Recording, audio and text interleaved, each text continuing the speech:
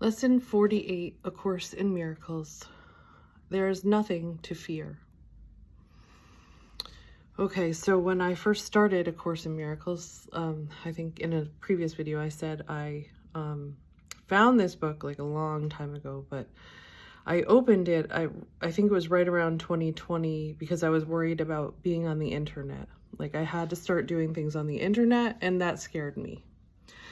And I don't know what it was that scared me about it. I don't know if it was being seen or what it was. It went pretty deep. I still don't really know what that was. But I worked with A Course in Miracles, and it helped me to break through some of that fear. This is my third time going through A Course in Miracles. And There is Nothing to Fear is coming up for me right now because I'm launching my 18-year-old daughter. I'm letting my firstborn out into the world without me, and that scares the hell out of me. And so there is nothing to fear. Like the one before it, God is the strength in which I trust. This is what I'm really working with right now. God is the strength in which I trust. There is nothing to fear. And I keep going back and forth between these. And that brings me deeper into what is my purpose. So I'm a psychology teacher, and I follow Gabor Mate, who I don't know if I'm saying his name right, but he's an attachment therapist. And he works with trauma, and he has one video where he talks about John Lennon and John Lennon's life story and how it all comes out in his music. And it made me like think, okay, what is my attachment song? What is my attachment wound? And it goes back to the song, Looking for Love in All the Wrong Places.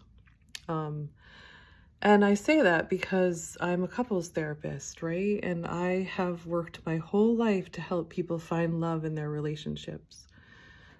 Sue Johnson, my mentor who created Emotionally Focused Couples Therapy, just died. Not yesterday, but the day before.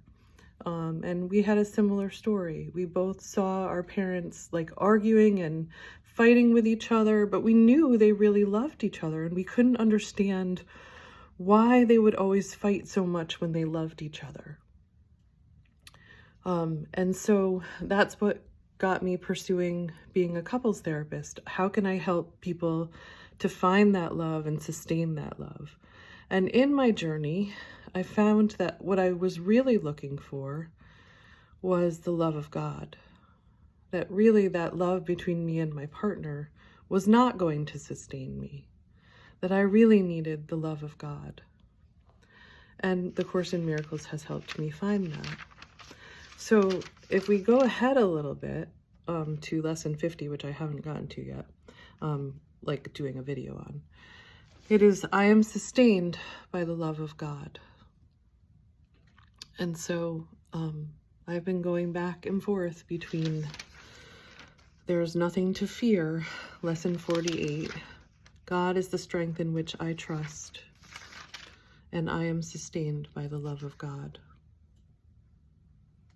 And then there's another one that I go back to, we do not know what is in our best interest. God has the higher picture. We don't have it. But we can access it because we are within God. So God is not really within us. We are within God. And you start to feel this as you work with the Course in Miracles. You start to, these silences happen where you can feel the presence of God right there. And these moments of bliss where you just appreciate beauty and you feel it through your heart. It's amazing. It doesn't, you go in and out of these states. So it's not like I'm feeling this way all throughout the day. And I'm still really struggling with my sadness and grief of letting my daughter go. But this book works through you. And I also find that since the very beginning, before I knew this book, right? Before, when I first started reading it, then the day after I did a meditation or a lesson from A Course in Miracles, I would already be thinking of the one before it when I never even read it. It would just come to me intuitively. It was really cool how that happens, and it keeps happening. But now I know it because I've been through it 3 times. But the first time I didn't know it. So it's interesting. So we are on There is Nothing to Fear. The idea for today simply states a fact. It is not a fact to those who believe in illusions, but illusions are not facts. In truth, there is nothing to fear. It is very easy to recognize this, but it is very difficult to recognize it for those who want illusions to be true. Today's practice periods will be very short, very simple, and very frequent.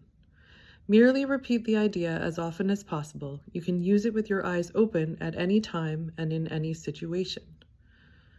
It is strongly recommended, however, that you take a minute or so whenever possible to close your eyes and repeat the idea slowly to yourself several times.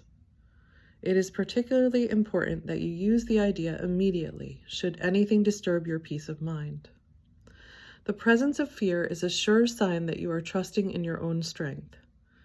The awareness that there is nothing to fear shows that somewhere in your mind, though not necessarily in a place you recognize as yet, you have remembered God.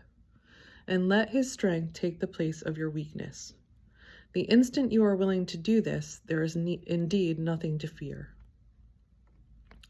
I just want to go back to, we do not know what's in our own best interest. Because for me, I was looking for love within my couple. I wanted all of that love that Rumi talks about. But Rumi talks about the love with God. And Rilke talks about the love with God. That's what it is. That's what we really want. We do not know what is in our best interest because we think it's money. We think it's power. And we think that it's like a love, romantic love. It's not. It's that love, that uniting with God, that being one with God. And we can experience that here on earth. And that's what heaven on earth is. And we are closer than we think to creating that.